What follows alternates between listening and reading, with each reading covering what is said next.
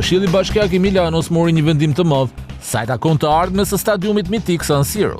Vetëm në orën 4:01 të mëngjesit të së martës, pas një betejë të gjatë ligjore dhe burokratike, me 24 vota pro dhe 20 kundër, Këshilli Bashkiak i qytetit milanez miratoi shitjen e të gjithë zonës së San Siros, konkretisht e klubet e Milanit dhe Interit. Ato që tashmë do të vendosin në zbatim planin për ndërtimin e një stadiumi të ri modern.